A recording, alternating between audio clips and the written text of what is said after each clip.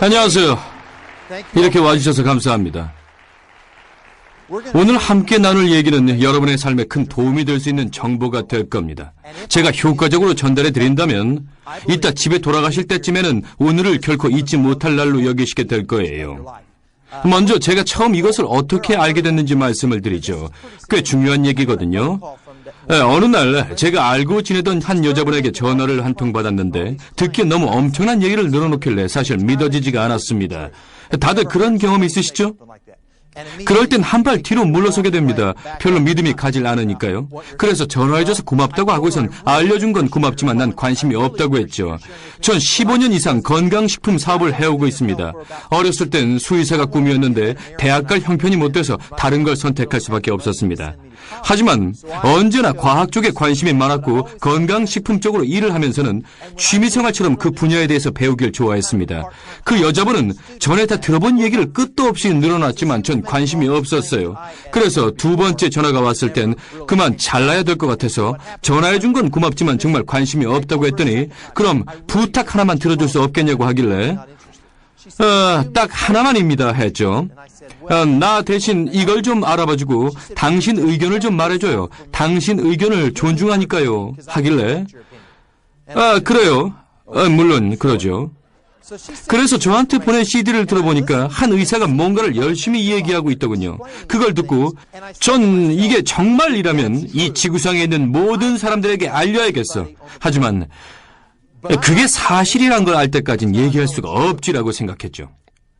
전 오클라호마주 출신으로 어려서 서부 영화를 많이 보면서 자랐습니다. 카우보이가 많이 나오는 그런 영화 말이에요. TV 드라마를 보다 보면 거의 끝부분에 가서 누군가 가짜 약들을 갖고 와서 팔려고 하다가 총뿌리를 겨누는 사람들에게 마을에서 쫓겨나는 장면이 나오곤 했습니다. 저도 그런 엉터리 약장사로 치부되는 것이 싫었기 때문에 전 어떻게 해서든 빠져나오려고 했습니다. 제가 거기에 엮이기 싫었던 또 다른 이유는요. 만약 누군가 심각한 병으로 고생하는 사람한테 희망을 주면서 무언가를 권해줬는데 나중에 제가 약속한 대로 안 됐을 때는 누구에겐가 헛된 희망을 품게 만들고 나서 결국 피해를 주게 되지 않습니까? 그런 두 가지 이유로 인해서 전 정말로 관심이 없었습니다. 자, 어쨌든 보내준 걸 받아서 한 의사가 얘기하는 CD를 듣게 됐는데 이런 생각이 들더군요. 그게 계기가 됐죠. 만약 이게 사실이라면 그냥 가만히 있을 순 없다. 그래서 뭘 했겠습니까? 그 다음 3주 내내 직장을 나가면서 100시간 넘게 투자해서 정말 그것이 진실인지 아닌지에 대해서 파들어가기 시작했습니다. 그런데 알아보니까 사실이 맞더군요. 그래서 이 새로운 제품을 시험해보기로 했습니다. 어머니, 아버지, 고등학교 동창, 그리고 엄마 친구분들에게 이걸 체험할 수 있는 기회를 드리기 시작했는데 몇 주도 안 돼서 정말 놀라운 일이 생기기 시작했습니다. 어느 날 보니까 제가 2달 전에 사다 놓은 소화제가 그대로 있는 겁니다. 글쎄, 2달 동안 하나도 안 먹었더라고요. 어느 날은 아침에 일어나 보니까 눈가에 늘 각질이 비늘처럼 벗겨지거나 했었는데 그게 깨끗이 사라진 걸 알게 됐습니다. 어머니는 허리를 굽혀서 바닥에 떨어진 양말을 줍는데 예전처럼 속에서 신물이 올라오지 않는다며 좋아하셨습니다. 오랫동안 퇴행성 요통 때문에 늘 아팠던 허리 통증도 줄어들기 시작했습니다.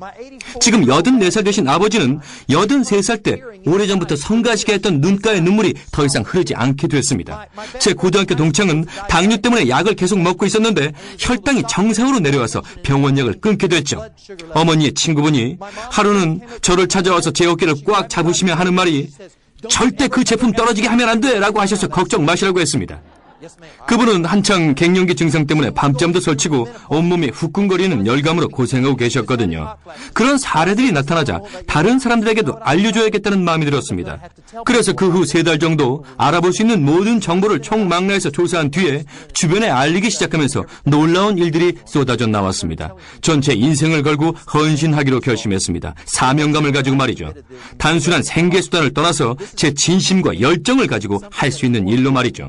여러분 중 병을 앓고 계신 분은 도움을 얻게 될 것이고 건강한 분은 노화를 늦춰서 더 오래 더 건강하게 살 수 있게 될 것입니다. 먼저 이것은 치료약이 아니란 것을 알려드립니다. 오늘 말씀드리는 그 어떤 것도 치료하거나 고치는 것은 아닙니다. 하지만 여러분의 몸이 제대로 기능할 수 있도록 돕는데 커다란 보탬이 되는 것입니다. 여러분 몸이 제대로 기능을 하게 되면 여러분은 골다공증이나 암 종양 같은 것이 생기지 않게 됩니다. 여러분 몸이 제대로 기능을 하게 되면 인슐린 저하로 인한 당뇨병에도 걸리지 않게 됩니다. 이런 질병들은 여러분 신체의 역기능 때문에 생겨나는 증상들인 것입니다. 여러분 몸이 제대로 기능을 하게 되면 그런 질병에 걸릴 일이 없겠죠? 오늘 여러분께 드릴 말씀은 우리 몸이 제대로 기능을 발휘하기 위해 필요한 새로운 이해와 새로운 발견에 관한 것입니다. 우리 몸에 필요한 게 채워지면 잃었던 기능이 되살아난다는 뜻이죠. 자, 그럼 질문을 하나 드리겠습니다. 만약 과학이 우리 몸이 어떻게 기능하는지 또 제대로 기능하기 위해선 뭐가 필요한지를 발견해내 질병이나 통증을 극복하고 더 오래 살 수 있게 됐다면 그것에 대해서 알고 싶으십니까? 그게 아직 보편화되지 않았더라도 지금 당장 알고 싶으십니까? 아니면 보편화될 때까지 5년, 10년 기다렸다가 그때 가서 이 기술로 여러분의 건강을 향상시키겠습니까? 자, 다들 같은 마음이시죠? 지금 알고 싶으신 건 맞죠? 좋습니다. 그게 오늘의 주제입니다. 먼저 효과적으로 여러분의 이해를 돕기 위해서 제가 즐겨 쓰는 단어를 먼저 소개해드리겠습니다. 이 단어의 개념을 정확히 이해하신다면 전체 주제의 이해가 훨씬 빠르실 테니까요. 그 단어는 바로 패러다임입니다. 패러다임. 대부분 다 들어보셨을 텐데요. 보통 모형이나 사물을 보는 방식으로 알고 계실 겁니다. 그렇죠? 제가 새로운 패러다임의 정의를 말씀드리겠습니다. 제가 즐겨 쓰는 패러다임의 정의는 이렇습니다. 성공을 제한시키는 믿음의 체계. 성공을 제한시키는 믿음의 체계. 1400년대를 기억하시는 분 계십니까? 그러면 1400년대 역사를 공부해 보신 분은요? 그때는 모두 다 지구는 평평하다고 생각하던 시절이었죠? 그러다 지구는 둥글다라고 말하는 사람들이 나타났습니다. 그리고 지구는 둥글다란 주장을 반대하는 사람들이 생겨났고 심지어는 그런 거짓 이론을 주장한다는 이유로 죽이기까지 했습니다. 재미있는 걸 보여드리죠. 지구는 둥글다라는 믿음이 생겨나던 때의 얘기입니다.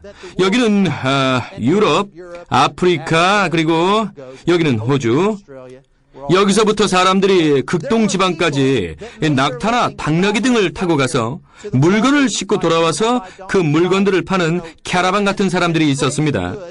그들은 그 무역을 통해서 생계를 유지하며 살았던 거죠. 오늘 말씀드릴 중요한 얘기니까 잘 들어주세요. 지구는 둥글다라고 믿는 사람들이 이렇게 생각하기 시작했습니다. 내 생각엔 낙타나 당나귀를 타고 갔다가 되돌아오는 것보다는 배를 타고 한 바퀴 돌아서 오는 게 훨씬 빠를 것 같은데? 자, 질문 하나 드리죠. 이 사람들은 수십 년간 이런 식으로 무역을 해온 사람들이었습니다. 그들의 생계수단이었으니까요. 그런데 누군가가 와서 우리가 배 타고 한 바퀴 돌아오면 훨씬 빠를걸? 이라고 말했다면 그 새로운 아이디어를 그들은 어떻게 받아들였을까요? 이해되세요? 그 새로운 아이디어를 좋아할 리가 없겠죠. 자신의 일자리를 뺏기는 걸 좋아할 사람이 어디 있겠습니까? 그건 지금도 마찬가지죠. 제가 오늘 여러분께 나누어 드릴 이 정보를 똑같은 이유로 인해서 탐탁지 않게 생각하는 사람들 또는 회사들이 있다는 걸 설명하기 위해 말씀을 드리고 있는 겁니다. 그럼 그들이 나쁩니까? 아니죠. 동기가 잘못됐나요? 아닙니다.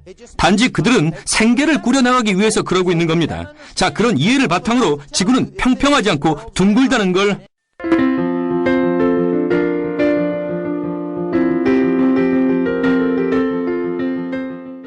저희가 얘기하는 건 영양 분야입니다. 약물이나 약이 아니죠. 의사들이 의사가 되기 위해서 의대에서 공부할 때 영양에 대한 수업은 보통 1시간 정도 받습니다. 거기서 배우는 건 균형 잡힌 식사에 과일, 채소, 곡류, 식이섬유, 단백질, 필수 지방산 등을 잘 섭취해야 한다는 정도죠. 그리고 의대를 졸업하고 나서 받는 의학 교육이나 수련 과정은 거의가 다 전부 제약회사의 지원을 받아서 운영되는 조직들에 의해서 제공되고 있다고 이해하시면 됩니다. 아시겠죠? 제가 여러분께 말씀드리는 부분은 영양입니다. 이쪽에 기능을 하고 영향을 주는 것이죠. 하지만 대부분의 의사들은 이쪽에 노출되어 있습니다. 영양이 얼마나 중요하냐고요? 수백 년 전에 로얄 네이비라고 불리던 영국 해군들은 괴혈병에 걸리는 경우가 많았습니다. 다들 들어보셨죠? 괴혈병은 한 번 걸리게 되면 대부분 6주 안에 죽을 정도로 심각한 병이었습니다. 주변에 암 진단받고 나서 6주 안에 죽은 사람 보신 분 계십니까? 거의 없죠? 대부분의 암은 보통 6주보다는 더 걸리지 않습니까? 그러니까 6주 만에 사람을 죽게 만드는 병이 있다면 엄청 무서운 질병이라고 생각하지 않겠습니까? 그래서 무서운 병으로 불려왔던 거죠. 그런데 어느 날 라임을 빨아먹은 한 선원이 다른 선원들처럼 괴혈병에 걸리지 않는 걸 보고 다른 선원들도 라임을 먹기 시작했습니다. 영국 해군을 그래서 라임이라고 부르기도 하는데 그 후부터는 괴혈병이 없어지기 시작했죠. 한때는 6주 만에 목숨을 앗아갔던 무시무시한 질병이었는데 이제는 비타민C 결핍증 정도로 가볍게 불립니다. 이젠 그 중요성이나 같이 공포가 없어졌습니다. 비타민만 보충해주면 되니까요. 자, 여러분, 만약 6주 동안 비타민C를 안 먹어서 괴혈병에 걸렸는데 그 후로 6주를 더 못 먹게 되면 괴혈병으로 죽겠지만 만약 11주하고 3일 정도 지난 후에 비타민C를 먹으면 산다는 거죠. 그렇다고 비타민C가 괴혈병을 고칩니까? 아니죠. 영양 보충제일 뿐입니다. 여러분이 섭취해야 할 필수 식품이죠.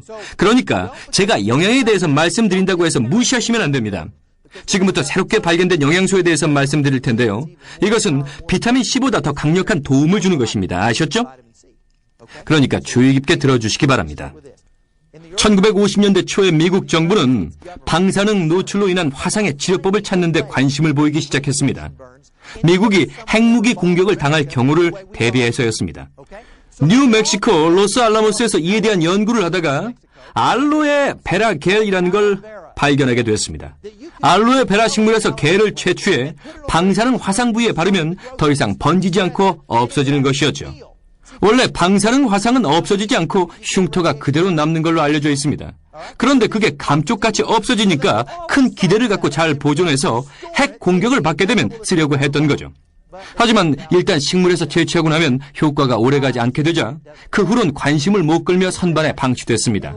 그때는 알로에 베라에 대한 반응이 서로 엇갈렸던 시기였죠. 자, 그러던 어느 날 어느 제약회사에서 약품 연구를 해오던 한 연구원이 있었는데요. 그는 알로에 베라의 약효 성분을 연구하는 과제를 맡았던 빌 박사였습니다.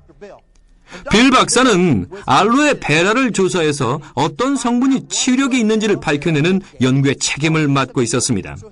여러 연구 끝에 빌 박사는 드디어 만노즈라고 불리는 걸 발견해냈습니다. 만노즈는 탄수화물 종류의 하나인데 제가 더 자세하게 설명을 드려보죠. 탄수화물은 당분이라고 할 수 있죠. 탄수화물은 당분입니다. 요즘 저탄수화물 식품에 대한 관심이 높은데요. 그런 탄수화물과는 다른 종류니까 염려하실 필요가 없습니다. 당뇨병과 당분 얘기도 하지만 이건 다른 종류의 당분인 거죠. 그러니까 자연엔 200여 가지의 탄수화물, 즉 당분이 존재한다고 알려져 있습니다. 이 만노즈도 그 중에 일부인 것이죠. 사람들에게 탄수화물이라고 하면 대부분은 살찐다면서 들을 생각조차 안 하는데요. 자, 그게 아닙니다. 이건 전혀 다른 탄수화물이죠. 당분이라고 얘기하면 아니야 난 당뇨라서 절대 못 먹어. 아니요, 이건 다른 종류의 당분이란 걸 분명히 아셔야 합니다. 또 당류라고도 불려지는데요. 그건 의학 용어로 주로 쓰이죠. 다 같은 뜻입니다. 오늘 여러분께 소개해드릴 새로운 용어는 그리스어로 달달한 뜻인 글리코 영양소, 즉 당 영양소입니다. 조금 이따 말씀드리기로 하고요. 빌 박사가 발견한 만노즈도 역시 알로에 베라에서 채취한 뒤 시간이 지나면 약효가 없어졌죠. 그래서 분자 구조 안정화를 연구해 특허를 받았습니다. 그 후론 채취해서 선반에 두고 다음 주나 다음 달 아니면 다음 해에 써도 똑같은 효과를 내게 된 것이죠. 그래서 빌 박사는 그것을 무엇인가를 치료하는 약으로 승인받기 위해서 다음 절차에 들어갔습니다. 발견을 한 다음엔 시험을 거치는 단계가 필요했죠. 그래서 오랜 기간 임상시험을 해온 달라스 워스 메디컬 센터의 임상의학 전문가인 레지 박사를 찾아갔습니다. 레지 박사는 그 분야의 권위자였죠. 빌 박사는 레지 박사님, 이런 분자를 발견했는데 시험을 좀 해주세요. 중요한 부분이니까 잘 들으세요. 그래 뭡니까? 하는 레지 박사의 말에 만노지란 탄수화물입니다 라고 했죠. 레지 박사는 쓸데없이 웬 탄수화물? 이렇게 생각을 했습니다. 자, 왜 그랬을까요? 그건 패러다임 때문이었습니다. 그가 갖고 있던 패러다임엔 단백질, 필수 아미노산, 지방산은 필수 영양소지만 탄수화물은 단순한 에너지일 뿐이다 라는 고정관념이 있었던 겁니다. 탄수화물은 에너지일 뿐 어떤 치료를 목적으로 사용된다는 건 패러다임을 벗어난 것이었기에 거절했던 겁니다. 그래서 에이즈 환자들이 이 만노즈를 마시는 주스 형태로 먹은 뒤에 엄청나게 좋아졌다는 편지를 보여주며 설득한 결과 좋아요, 한번 해보죠 라는 승낙을 얻은 뒤 에이즈 환자들에게 시험을 시작했습니다. 90일간 에이즈 환자들에게 임상시험을 했는데 90일이 지나자 71%의 환자들이 월터 리드 점수치가 향상된 결과를 보였습니다. 골프처럼 낮은 숫자가 더 좋은 점수를 나타내는 거였는데 5점 몇 %에서 1점 몇 %대로 낮아진 것이었습니다. 놀라운 결과였죠. 그리고 에이즈 환자들이 갖고 있던 여러 합병 증세들도 사라지기 시작했습니다. 그래서 레지 박사와 빌 박사는 에이즈에 관한 심포지엄에 참가했습니다. 이때가 80년대 초반이었는데요. 그때를 기억하시는 분이 있나 모르겠네요. 전 그때 대학생이었거든요. 전 여기 조그만 마을에 살았는데 옆에 한 마을이 있었고 사이에도 마을이 있는데 여기에 에이즈 환자가 살았습니다. 80년대만 해도 에이즈는 끔찍한 병이었기 때문에 다들 무서워했죠. 그래서 전 학교에 갈 때 이렇게 돌아갔습니다. 그리고 집에 돌아올 때는 다른 풍경을 보려고 이렇게 돌아왔죠. 에이즈가 얼마나 심각했었는지 아십니까? 그 두 박사님은 심포지엄에 참가해서 전문가들 앞에서 연구 결과를 발표했는데 만노즈가 탄수화물이란 이유로 비웃음만 당했습니다. 사람들의 고정관념을 벗어난 것이었기 때문이죠. 탄수화물을 에너지원으로만 봤기 때문에 무시당했던 겁니다. 운동선수들은요, 힘을 내기 위해서 탄수화물을 많이 섭취합니다. 대부분 그렇죠. 예전에 경마를 할 때 경기 전엔 항상 탄수화물을 더 먹여서 힘을 내게 했습니다.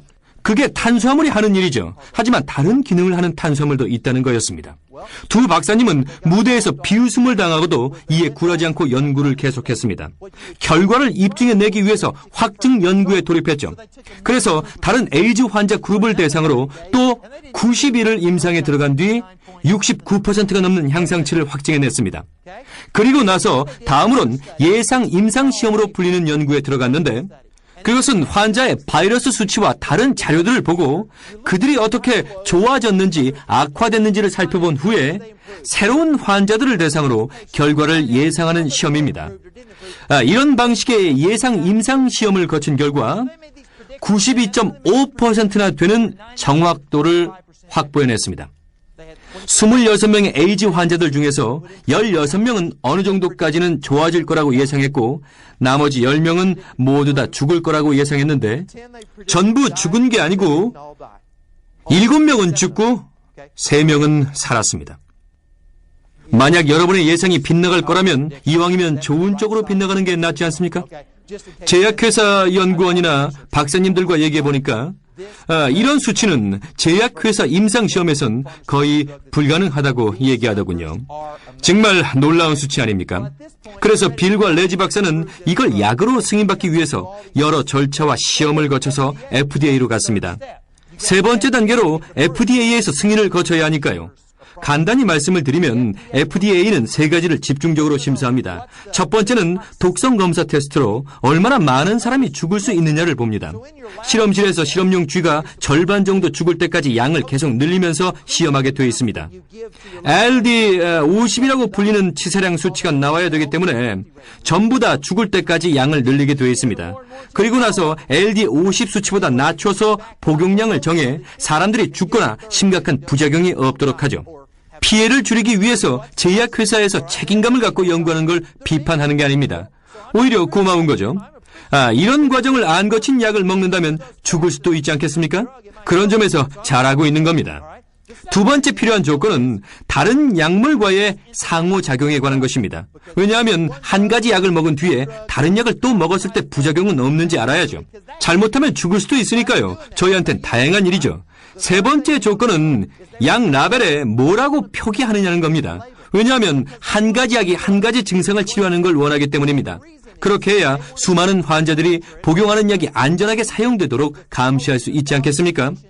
그래서 만약 어떤 사람이 파란색 약을 먹고 시력을 잃기 시작했다면 와, 이런 이 특정 약에 문제가 있군 하고 파악한 뒤에 소비자한테 알려줘야 하니까요. FDA에서 레지와 빌 박사한테 치사량을 물었을 때 치사량 시험을 했지만 아무것도 죽지 않았다라고 대답했습니다. 그럼 다른 약물과의 상호작용인 P450 수치는요? 하고 묻자 시험했지만 상호작용이 보고되지 않았다며 부작용은커녕 오히려 약 효과를 더 좋게 만들었다라고 했습니다. 그렇다면 라벨은 무슨 약으로 표기해야 됩니까?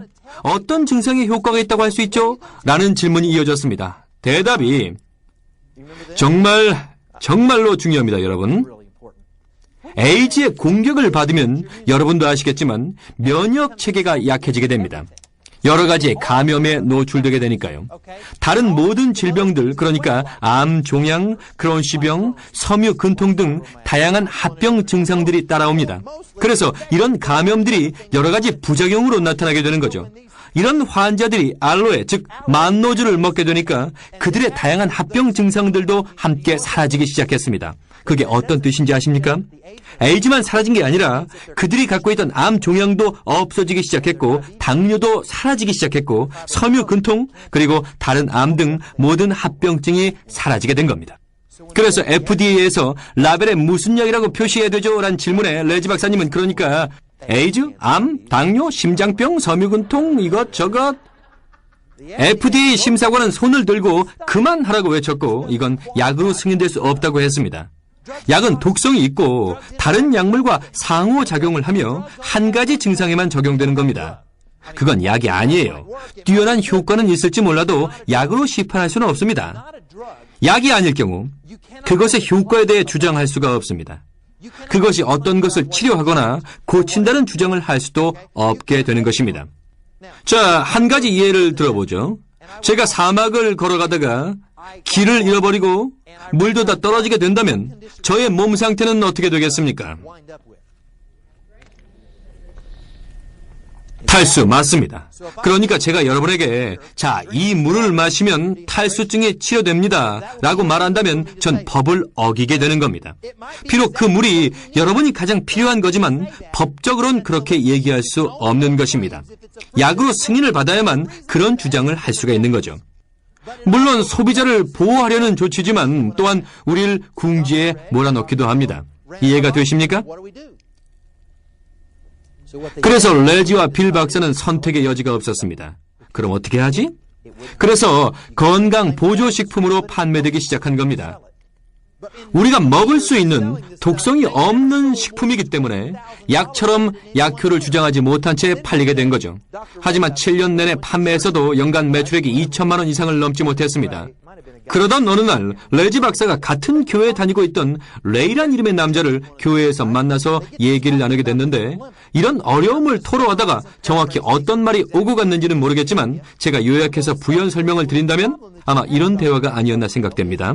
레지 박사님, 그러니까 문제는 이 제품이 필수품으로 인식되지 못한다는 데 있습니다. 사람들이 이 성분의 필요에 대해 잘 모르지 않습니까? 그러니까 이 성분이 어떤 기능을 하고 왜 필요한지 교육을 시켜야 돼요. 누군가 가르쳐야 됩니다. 그냥 매장에 갖다 놓고 사람들이 왜 사야 되는지를 모른다면 팔리겠습니까? 사람들을 교육시켜야 돼요. 그런 교육을 담당할 만한 사람들을 가르치면 어떻겠습니까? 그래서 그들은 그렇게 하기로 했습니다. 그 후 첫 해만 90억 원어치가 팔려나갔습니다. 그 다음에는 더 많이 판매됐고 초창기에 몇백억을 기록하더니 현재까지 이 제품으로 1조 원이 넘는 판매고를 기록하고 있습니다. 왜일까요? 왜 점점 매출이 증가하고 있는 걸까요? 효과가 없는데도 계속 40분 계십니까? 물론 아니겠죠. 그런 일로 지금까지 이어져 왔던 것입니다. 이제 몇 가지 연도를 말씀드리죠. 대부분의 사건들이 비슷한 시기에 생겼고 지구의 반대편에서도 또한 미국 내에서도 과학자들과 의사들에 의해서 여러 연구가 진행됐는데요. 이런 연구 결과들이 모여서 증거의 본체를 이루어가기 시작했습니다. 각기 다른 곳에서 발견된 이론들이 한데 어우러져 증거의 본체를 이뤘는데 1994년에 흥미로운 일이 있었습니다. DSHEA 조항이란 새로운 법이 통과됐습니다. 식이보조 보건교육에 관한 법률로 과학적으로 인증된 것에 한해 자연식품의 사용을 허가하는 내용이 새롭게 추가된 것이죠. 이 일을 계기로 빌과 레지 박사와 메나테크 회사가 제품을 효과적으로 판매할 수 있는 길이 열리게 됐습니다. 여러분이 이해하셔야 될 부분은 그때까지도 무엇 때문에 효과가 있는지 잘 몰랐다는 겁니다. 그냥 먹는 사람들의 건강이 나아졌다는 것만 알고 있었죠. 그러다가 1996년에 흥미로운 일이 생겼습니다. 하퍼의 생화학이란 의과 대학교 교과서가 있었는데 그때 새롭게 개정된 교과서의 56장에 아주 특별한 내용이 실리게 됐습니다. 페이지는 생각이 잘 안 나는데 이게 바로 그 복사본입니다. R.K. 머레이 박사가 이 책을 집필했는데 여기에 굉장히 주목할 만한 사실을 다루고 있습니다.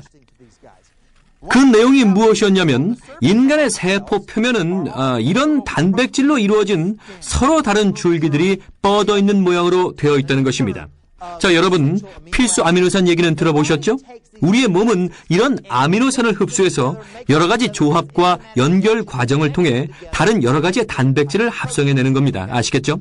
그리고 이런 단백질의 각 끝에는 여러 가지 탄수화물로 이루어진 구조물들이 가지처럼 뻗은 채 붙어 있다는 겁니다. 마치 나무의 줄기에서 뻗어나온 가지와 비슷한 모양을 하고 있지 않습니까? 머레이 박사가 이 8가지로 이루어진 특별한 탄수화물들이 세포 표면을 구성하고 있다고 교과서에서 밝힌 것이죠. 그 8가지 중 하나가 빌 박사가 예로부터 건강에 도움을 주는 것으로 알려진 알로에 베라에서 발견해낸 만노지였던 것입니다. 그래서 빌 박사가 생각하길 만약 사람들이 그 탄수화물들 중 하나를 섭취해서 이런 정도의 결과를 얻었다면 8가지 탄수화물을 다 먹었을 땐 어떤 일이 생길까 하고 연구하기 시작해 1996년에 8가지의 탄수화물 모두를 찾아서 그 새로운 조합물로 같은 해 특허를 획득했습니다. 그리고 다시 임상시험에 들어가서 연구를 시작한 거죠. 한 가지가 아닌 8가지의 조합물을 섭취하기 시작한 사람들은 예전보다 증상이 심했던 사람들까지 훨씬 더 빨리 호전되기 시작했습니다. 다시 한번 강조해드리지만 아직도 자세한 이유는 알지 못했습니다. 그냥 먹으니까 더 좋아졌다는 정도만 알고 있었던 거죠. 그러다가 1999년에 이 과학과 연관된 분야에서 노벨상을 수상하기 시작했습니다. 그 후 4차례나 언뜻 다른 것 같지만 세포와 관련된 주제로 노벨상을 잇따라 타게 된 것입니다. 모두 우리 몸의 세포가 이 8가지 탄수화물을 사용해 서로 의사소통을 한다는 것이었죠. 여러분이 상상할 수 있었던 것보다 우리 몸은 다양한 기능을 하고 있습니다. 모든 세포가 다른 세포와 대화를 해야 합니다. 만약 손을 베었을 때 우리 몸은 여기에 상처가 났다. 출혈을 정지시켜야 돼. 아이고, 응고제가 필요해. 출혈을 막는 응고물질이 필요하다고. 아이고, 딱지도 만들어야 돼. 면역 세포들도 출동시켜서 박테리아와 싸우고 감염되는 것도 막아야지. 이 모든 것이 커뮤니케이션의 문제입니다. 의사소통이죠.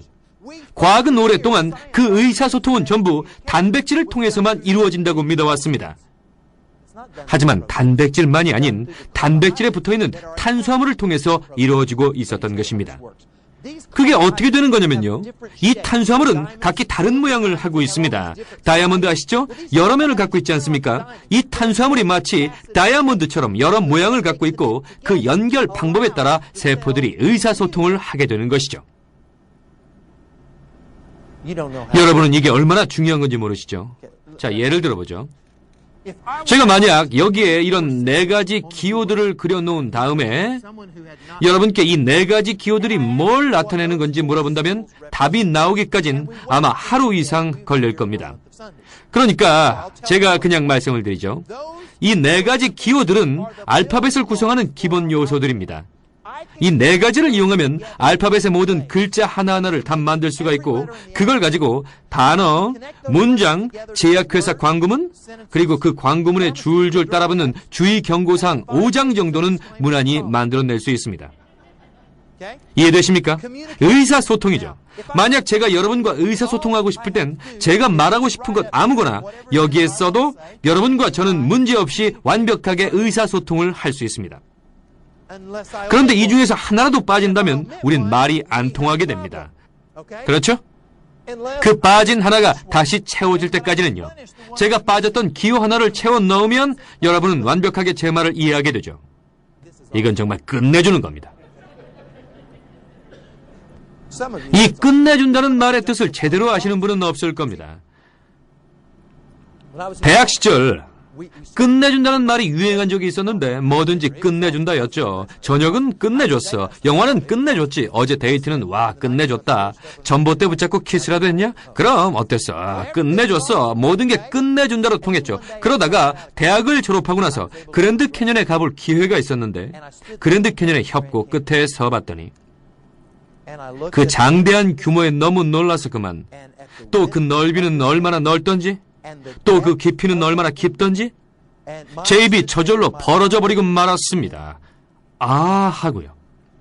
그때 비로소 끝내준다는 말의 의미를 제대로 이해할 수 있었습니다. 지금 제가 여러분께 말씀드리는 것이 그랜드 캐년의 끝내준다입니다.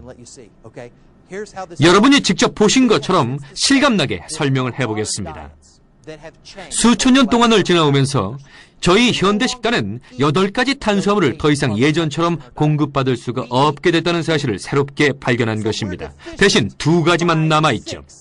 그러니까 다시 말해 6가지가 부족한 거죠. 8 빼기 2는 6 맞죠?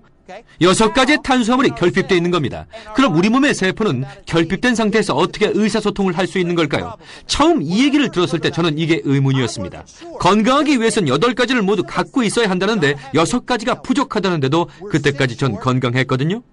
거기부터가 이해가 안 가는 거예요. 그래서 더 깊이 공부를 해보니까 새롭게 알게 된 사실은 우리 몸이 부족한 탄수화물을 만들어낼 수 있는 능력이 있다는 거였죠. 그렇지만 이 탄수화물은 우리가 아는 당분처럼 체내에서 생성되기 때문에 필수 영양소로 불리지 않는 당분과는 다른 겁니다. 하지만 우리 몸은 필수 영양소를 다 합성해내지 못한다는 데 문제가 있습니다. 우리 몸은 원래 사냥하고 돌아다니면서 자연에 있는 과일과 채소들을 따먹으며 탄수화물을 공급받았었는데 특정 기간 동안 특정 탄수화물을 못 먹게 될 때는 다른 걸 통해서 그 탄수화물을 공급받을 때까지 스스로 만들어내게 됐다는 거죠. 하지만 우리가 사는 시대는 모든 게 변했습니다. 현재는 2가지를 뺀 6가지는 거의 못 먹고 있기 때문에 항상 그것들을 합성해내야 합니다. 그래서 우리 몸이 결핍되고 있는 거죠. 그 부족한 걸 채우기 전까지는요. 그 결핍이 채워지면 우리 몸은 다시 효과적으로 의사소통을 할 수 있게 됩니다. 그러니까 이게 끝내주는 거죠. 이 탄수화물들은 필수 영양분으로 꼭 필요한 것들입니다. 이게 없으면 살 수가 없습니다. 여러분이 먹어주지 않으면 몸에서 힘들게 만들어낼 수밖에 없는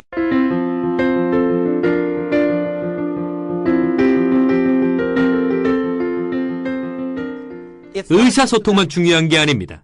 우리 몸이 제대로 일하기 위해서 의사소통이 필요한 거고요. 또 있죠. 우리 몸의 각 부분이 정상적으로 기능하기 위해서는 지금까지 얘기한 의사소통 외에 몇 가지 다른 기능을 요구하게 되는데 또 다른 필요들도 채워줘야 합니다. 첫 번째 필요한 것은 물론 의사소통 기능이고요. 제대로 통신이 돼야 하니까요. 그리고 또 필요한 게 있습니다. 그 다음 필요한 기능은 우리 몸의 호르몬을 조절해주는 기능입니다. 보통 사람들은 노화가 시작되면 호르몬 분비량이 줄어든다고 하는데 그게 아니라 사실은 나이가 들면서 호르몬 분비가 줄어들고 그 호르몬 감소가 바로 노화의 원인이 되는 겁니다. 분명 차이가 있죠. 세계 어느 지역은 사람들이 110살, 120살, 140살까지 장수하는 것으로 알려진 데가 있는데 거기는 110살의 할머니가 겨우 65살로밖에 안 보입니다. 남자들의 전립선 암도 없고 여자들의 유방암도 없고 소아암도 소아당뇨도 없습니다. 이곳 사람들은 나이가 들어도 저희들처럼 빨리 노화되지 않습니다. 하루 종일 땡볕에 거의 옷도 걸치지 않은 채 나가 있어도 그런 데는 눈요깃거리도 많겠죠? 그들은 피부암에 걸리지 않습니다. 잘 들어보세요. 그들의 식생활을 면밀히 조사해봤더니 그들은 평균적으로 50에서 80mg 정도의 식물 유래 호르몬을 매일같이 섭취하고 있는 것으로 나타났습니다. 식물 유래 호르몬이 뭔지 아십니까? 과일 혹은 야채가 밭에서 숙성될 즈음에 얻어지는 것인데 우리 식단엔 거의 없습니다. 이 영양소는 씨앗이 발아할 때 생겨서 씨앗을 보호해주고 식물이 건강하게 자라게 합니다. 여러분 중에 토마토를 직접 밭에서 길러 드시는 분 계십니까? 대부분은 가게나 식당에서 사 먹죠. 그 둘은 성분이 전혀 다릅니다. 밭에 가셔서 막 빨갛게 변하기 시작하는 토마토를 2개 골라서 하나는 따서 창가에 둬보시고요. 다른 하나는 밭에서 그냥 완숙될 때까지 두고 창가의 것과 비교해 보십시오. 같은 밭에서 나온 토마토는 맞죠? 그럼 숙성된 씨를 둘 다 빼서 심어 보십시오. 나중에 아시겠지만 밭에서 얻은 씨앗은 저처럼 아주 튼튼하게 자랄 겁니다. 창가에서 얻은 씨앗은 야윈데다가 아주 보잘것없이 자랄 겁니다. 이분처럼요. 큰 차이가 납니다. 왜냐하면 식물 내재 영양소가 다르니까요. 그런 걸 먹어줘야 하는데 현실은 어떻습니까? 우린 더 이상 밭에서 숙성된 과일과 야채를 못 먹고 있기에 식물 내재 영양소, 식물 유래 호르몬을 보충해줘야만 합니다. 동물성 호르몬이 아니라 식물 유래 호르몬이요. 어떤 분들은 호르몬 하니까 걱정부터 하시는데 식물 호르몬을 얘기하는 겁니다. 꼭 필요한 성분이죠. 현재 우린 얼마나 먹는지 아세요? 2에서 5mg입니다. 꽤 걱정스러운 수치죠. 세 번째로 우리 몸이 제대로 기능하기 위해서 필요한 것은 의사소통도 아니고 조절작용도 아닌 비타민 또 미네랄 같은 영양소로 각 세포들에게 영양 공급을 해줘야 합니다. 그런데 문제는 오래전부터 그런 영양소들은 판매가 되고 있었습니다만 90% 이상이 정확히는 모르지만 거의 합성된 것으로 우리 몸이 겨우 사용할 정도의 합성 비타민 미네랄일 뿐입니다. 베타카로틴이 암을 유발할 수도 있다고 들어보신 분 손 들어보십시오. 또 베타카로틴이 암 예방에 도움된다는 분은요, 둘로 나눠지는데요. 사실은 둘 다 맞는 말입니다. 그 이유는 이렇습니다. 베타카로틴을 현미경으로 보면 그냥 베타카로틴일 뿐입니다. 하지만 공통인자라고 불리는 음식물 속에 있는 작은 연합 요소들이 대부분은 잘 알려지지 않았었죠. 하지만 비타민 A가 암을 유발한다는 걸 생각해보면 이렇습니다. 결과적으로 사람들이 암에 걸리기 때문에 관련 제약회사들도 시험에 들어갔고 자기들이 유리한 방향으로 결과를 내려고 몇 가지를 제외시켰죠. 그래서 이렇게 빼버린 다음에 과도한 복용량을 여기서 취한 것입니다. 이쪽에서 복용량을 늘리는 대신에요.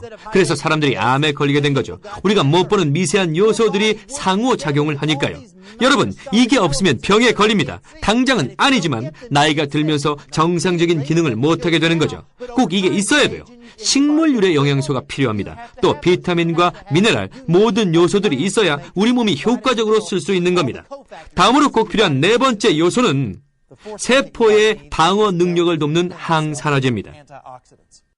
우리 몸의 모든 세포에는 공장들이 있는데 어떤 건 에너지를 생산해내고 어떤 건 인슐린을 생산하고 또 다른 건 탄수화물 가지로 연결된 단백질 줄기를 생성해냅니다.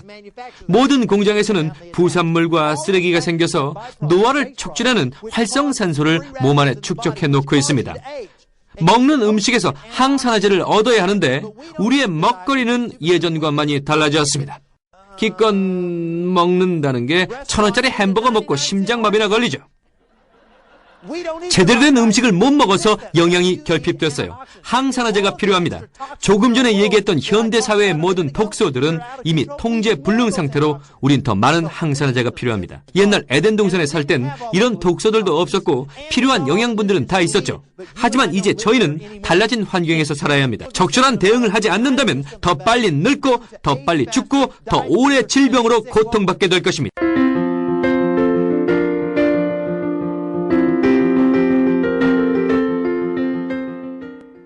오늘 여러분들이 들으신 내용은 새로운 정보가 됐을 겁니다. 많은 분들이 새로운 발견을 했을 거라고 믿는데요. 처음에 제가 의심스러웠던 부분이기도 하고 다른 분들도 많이 얘기하시는 건데요. 만약 이 모든 게 진실이라면 왜 내가 아는 의사는 이걸 모르냐는 거죠. 합법적인 사실이라면 알 법도 할 텐데요. 하지만 현실은 그렇지를 못합니다. 그 이유는요, 우선 의사들이 의대를 졸업하고 나서 받는 연장 교육은 거의 다가 제약회사들의 지원을 받아서 이루어지고 있는 실정입니다. 그리고 그것뿐만 아니라 우린 영양에 대해 얘기하고 있는데요. 오랫동안 의사들은 별 효과 없는 주장을 하는 영양보충식품에 대해서 대부분 부정적인 편견을 갖고 있습니다. 아까 제가 말씀을 드렸듯이 이건 분자 구조가 안정화되어 있는 제품입니다. 즉, 특허받은 조합물로 효과가 오래 지속된다는 걸 뜻합니다. 하지만 대부분의 영양회사들은 어떤 것도 안정화시키지 않습니다. 우수품질 제조 공정도 지키지 않고요. 다른 회사들을 화나게 하려는 건 아닙니다. 오히려 그쪽에서 불만을 갖고 있죠. 왜냐하면 저희가 영양약재 회사들에 대한 정부 차원의 규제를 건의하고 있는 중이거든요. 각 회사가 품질 제조 공정을 준수해서 어떤 매장에서 어떤 제품을 사더라도 병 속에 들어있는 알약 하나하나에 동일한 성분이 들어있다는 걸, 또 각 병에 동일한 함량이 들어가 있다는 걸 알 수 있도록 말이죠. 의사들한테 영양보충식품에 대해 물어보면 많은 경우에 무시당하지 않습니까? 영양산업의 어두운 그늘에 방치되어 있었죠. 공감들 하시죠? 의사들이 무시하는 또 다른 이유를 들자면 의사 자신이 모르는 것에 대해서 환자를 위험에 빠지게 할 수 없기 때문이죠. 그래서 시간을 내어 체크하기보다, 왜냐하면 사실 그럴 시간도 없으니까요. 그 성분이 약물과 부작용을 일으킬지 확신이 없는 상태에서 먹어도 된다고 해서 모험을 하기보단 그냥 무시해버리는 거죠. 그러니까 책임을 회피해야 되니까요. 환자를 안전하게 관리해야 자신도 환자도 보호할 수 있다는 생각하에 이 부분은 무시해버립니다.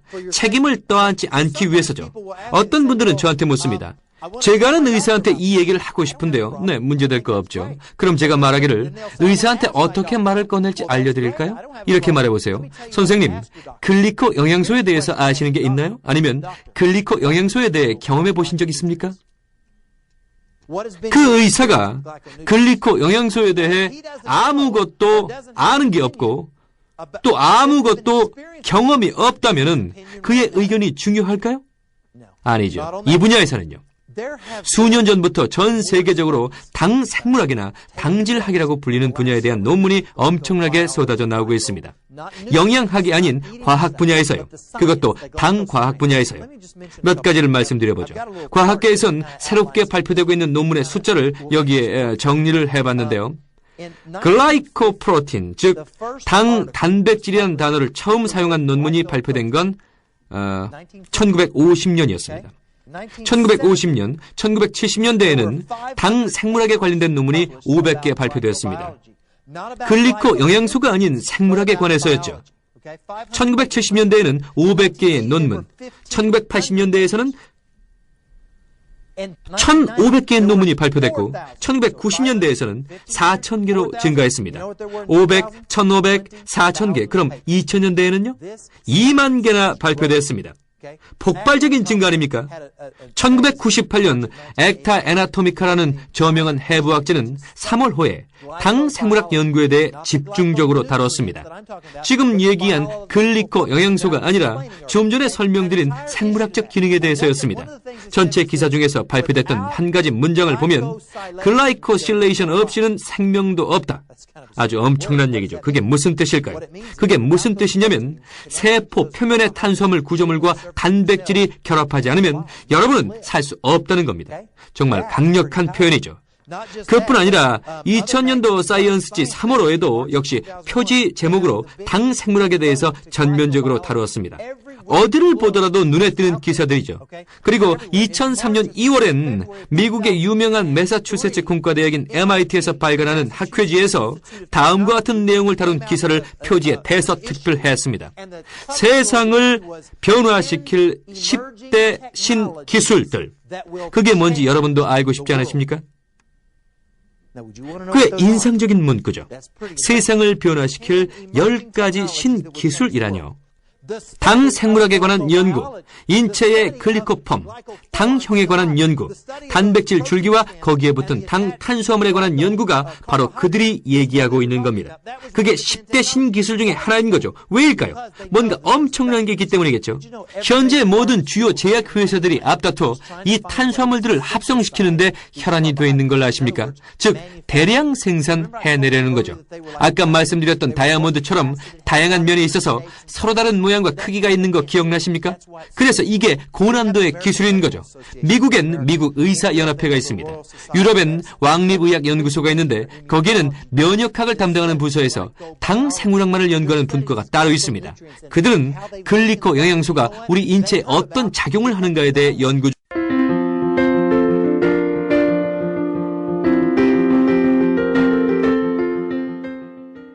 몇 년 전에 미국 정부에선 340억 원을 몇 개 대학 연구소에 투자해 세포 표면의 글리코 영양소가 어떤 역할을 하는지에 대해 연구하게 했습니다. 거기에서 밝혀낸 사실은요, 실제로 영향을 준다는 겁니다. 여기 기사가 있는데요. 오클라호마 데일리 신문입니다. 오클라호마 대학교도 정부 지원을 받는 대학 중에 하나였거든요. 여기서 연구한 건 낭포성 섬유증에 관한 거였는데 어떤 게 밝혀진지 아십니까? 낭포성 섬유증에 걸린 사람들은 세포에 침입한 독특한 박테리아를 갖고 있다는 것이었고, 세포 표면에 있는 당 단백질의 생산을 막고 있는 세포의 생산 능력을 손상시키는 걸로 밝혀졌습니다. 그러니까 낭포성 섬유증 환자들은 공통적으로 당 단백질 줄기들이 손상되어 있었고, 모든 당 단백질 구조들이 변질되어 있었습니다. 그들은 낭포성 섬유증의 치료법을 연구 중이죠. 하지만 전 텍사스에서 온 11살의 한 소녀가 10,000명이 넘는 청중들 앞에 서서 이렇게 얘기하는 걸 들었습니다. 어릴 때부터 전 18살이 되기 전에 죽게 될 거라는 걸 알고 있었습니다. 그런데 어떤 분이 저에게 이 글리코 영양소에 대해 알려주었어요. 그 몇 달 만에 전 태어나서 처음으로 음식을 제대로 소화하게 됐어요. 지난주엔 다른 50명의 소녀들과 함께 장거리 크로스컨트리 마라톤에 참가했는데 거기서 전 4등을 했습니다. 낭포성 섬유증에 걸린 아이들은 뛰질 못합니다. 간신히 걸을 뿐 숨쉬기도 가쁘죠. 그 소녀는 이제 제대로 된 삶을 살고 있습니다. 의사는 내년에 다시 와라. 검사 안 해도 돼. 정말 놀랍다라고 했고, 소녀의 부모는 가래를 빼내기 위해서 더 이상 딸의 가슴을 치지 않게 되었습니다. 제가 누군가에게 이 글리코 영양소에 대해 전달하더라도 그들이 제가 얘기한 것들을 저처럼 진지하게 알아보고 확인해보지 않는다면 그들은 그 대가로 계속 고통 가운데 머무르게 될지도 모릅니다. 이 자체가 어떤 걸 치료하는 건 아니죠. 다만 여러분의 몸이 정상적으로 기능하도록 무장시켜주는 겁니다. 텍사스 남부에 사는 한 부인이 암 진단을 받고 다시 의사를 찾아갔습니다. 그리고 정밀검사 후에 수술을 해서 잘라내기로 했는데 막상 개복을 해보니까 악성 종양이 퍼져 있었습니다. 이런. 그들은 다시 봉합할 수밖에 없었고, 그녀는 유명한 앤더슨 암센터로 가서 다시 검사를 받았는데 검사 결과 굉장히 희귀한 종류의 육종암으로 판명됐고, 이런 얘기를 듣게 됐습니다. 이런 종류의 암에 걸린 사람 중 생존자는 단 한 명도 없었습니다. 2-3달밖에 안 넘었어요. 만약 항암과 방사선 치료를 하면 한 달 정도는 더 살 수 있습니다. 그날 그녀는 집으로 가는 길에 2시간 반 동안 남편에게 단 한마디도 하지 않았고, 남편도 말이 없었습니다. 그들은 완전히 희망을 잃었던 거죠. 그러다가 오늘과 같은 정보를 듣게 됐는데 20개월이 지난 지금 그녀는 암에서 해방되었습니다. 그녀는 죽지 않았고 건강하게 살아있습니다. 이것이 그녀에게 희망을 줬고 그걸 행동으로 옮겼죠. 이건 질병 치료제가 아닙니다. 여러분이 어떤 병과 싸우든지 상관없이 이건 질병을 다루는 것이 아니고 우리 몸이 정상적으로 기능할 수 있도록 무장시켜주는 겁니다. 여러분께서 오늘 함께 나눈 제 말씀을 못 믿으신다면 더 나은 삶과 더 건강한 삶에 대한 기대로 여러분의 가슴이 벅차오르지 않으신다면 직접 알아보시길 바랍니다. 여러분께서 시간을 갖고 알아보신다면, 그래서 확신이 들게 되면 여러분의 가슴은 벅차게 될 것입니다. 더 나은 삶, 더 건강한 삶에 대한 새 희망을 찾게 될 테니까요. 여러분 감사합니다.